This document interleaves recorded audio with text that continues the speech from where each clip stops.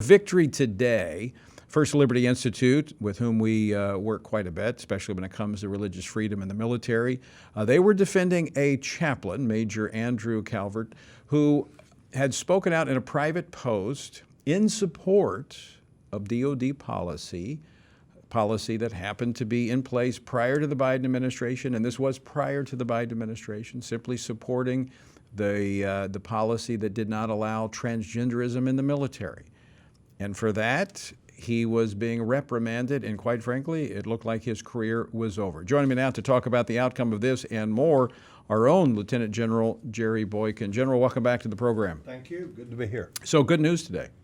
Very good news today, and this is a real victory for liberty, quite frankly, not just First Liberty, but for liberty in general, and a victory, I think, for a lot of people that got in behind this chaplain, to include our coalition. And if I recall correctly, most of those that that have come to our attention, that we've gotten involved in, they have ended successfully.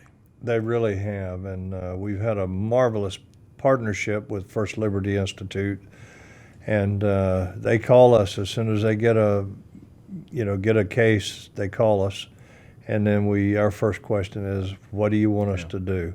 And we always follow through with rallying support for these people, getting members of Congress fired up about it, and getting petitions out that we have people sign. We've had very good success working with First Liberty Institute and seeing these chaplains having the initial judgments against them reversed. Yeah, we commend First Liberty for the great work that they do. It is certainly a team effort. But this is designed to have a chilling effect. Now, back during the Obama administration, we actually had a hotline set up for members to communicate with us anonymously or privately, so that we could follow up with them. We got a lot that came in through that. I imagine that's something we're going to have to do again under the woke policies of this administration.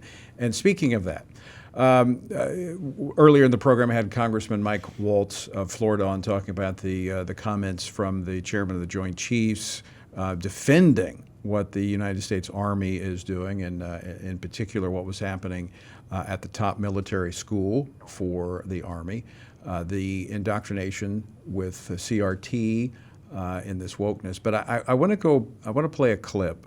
This is from earlier this week, Tuesdays. Tom Cotton, Senator Cotton of Arkansas, was on. We were discussing the same thing because he's now taking information in from members of the military who are being indoctrinated, facing this critical race theory and all this other stuff. And he was talking about that, but I want to focus on one aspect. What he says might be part of the remedy, and I'm going to get you to comment on that. Play that clip from Senator Tom Cotton.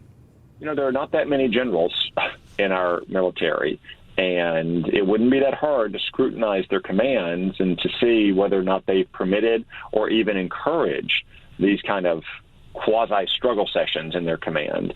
And that may be something that we have to start considering if the Department of Defense doesn't take this seriously. Now, some of this I think it's good just that you're talking about it, that I'm highlighting in these hearings, that we have this whistleblower site, because it shines a lot of sunlight on the problem. And a lot of these commanders probably don't want the political controversy, and they'd be happy to fight, again, to focus on fighting real wars as opposed to being enlisted in culture wars by the Democrats in charge of the Department of Defense and at the White House. So I hope that just the sunlight itself will help solve the problem. But if it doesn't, we may need to take further action. And that further action we were talking about was military officers have to have their commissions approved by the United States Senate. And as he was talking about, there's not that many general officers. And it would be quite easy to scrutinize those officers who are being advanced for promotion if they have a track record of pushing this leftist agenda that this administration is forwarding through our military.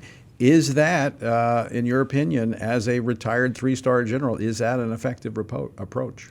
It absolutely is, and we've used it before here within our coalition. We've used that before. John McCain, he probably had a lot of flaws, but the one thing that he was he was very helpful on with us was if we took him the name of somebody that we'd said, this person has infringed on the liberties of his soldiers, sailors, airmen, Marines, Coast Guardsmen, then he would bring his general counsel in, and he would say, this name, flag this name for me. And what that meant was the next promotion list that came out for a brigadier all the way, up to 3 stars. The 4th star, is not really a promotion board. But he would say, let me know if this name is on that. And that is a way to stop a person that should not be promoted from getting promoted to the general officer ranks, flag officer ranks. But it's also a way to demonstrate that you're very serious about what you're doing. And that's what Tom Cotton is doing right now. He's letting the military know that he's serious about it. They can criticize him all they want to. And he is, he's a reservist. Yeah. But he's not going to be cowed on this thing. So generally speaking, that's just a routine process where they're advanced up voice to, vote. Yeah. But what the point that he's making, the point you've made that John McCain did, is that if they're going to play these politics in the ranks of our military, there are those of us who are watching, working with our allies on Capitol Hill, who may tag those individual colonels, lieutenant colonels, 1-stars, could be the end of their career. It could be the end of their career. And what it's saying is just because some selection board has chosen you for this next rank, and the big one is from colonel to general officer, Right. Or captain to flag officer. And what they're saying is just because that board has chosen you does not necessarily mean you're going to be a general or an admiral. It has to go through Congress. That is their statutory responsibility, is to supervise, oversee the selection process for general and flag officers, as well as all other officer ranks. But generals and admirals are the key here. And look, you have a captain in the Navy that has abused his people by infringing on their rights, or a colonel in the Army. And they know that their name could be put on the list by people making complaints because of what they've done to their chaplains as well as to the individual soldiers, sailors, airmen, and Marines. That's serious business. And look, I think Tom Cotton is sending a strong and powerful message. He's saying, I'll use this on you. I'll use this. You abuse your people and infringe on their rights, and I will use this against you. Let me step back for a moment, General Jerry Boykin, and ask you this question based upon what you've seen here just in the first 5 months of the Biden administration, and I know you continue to communicate with those within the ranks of our nation's military. And I know you were there during Bill Clinton's years, so you've served under a lot of different presidents. For 36 years, you served in our nation's military. What is the level of concern you have for our military today? Tony, I have never been more concerned about our military. I thought it was bad in the Obama years, but let me tell you, this is awful. This is terrible. And this, look, I listened to Milley and what he said, and I just cannot believe that these people that have come up through, especially through the Army and the Marine Corps, where it's all about war fighting, Right. And all of a sudden, it seems to me like they've jumped ship. It's all of a sudden, I will tell you, and this is a bold thing. I respect General Milley for his years of service. I really do, and anybody that's spent that much time serving this country. But at this point, I saw what he did there with Congressman Walsh as being more theater.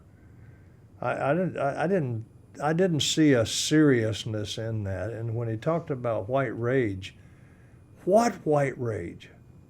What is he talking about? White rage? Look, I spent 36 and a half years in the military. I didn't see white rage in the military. I saw very little racism at all in the military. And keep in mind, I came in 1970. So we were still coming out of the 60s race wars and all. But I never saw white rage. And I don't know what he was talking about there.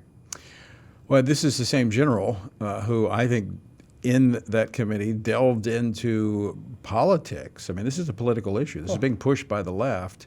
But this is the same general who, when he stood next to President Donald Trump after the rioting in front of the White House and the attack on St. John's Church, and he was standing there with the president, he apologized for being seen publicly with the president in uniform. Yeah, that's right. Because he needed to maintain his neutrality when it came to political issues. Well, if this is not a political issue, tell me what is. Yeah. What is a political issue? Disturbing. General, I want to thank you for joining us. As always, great to talk with you. Good to be with you.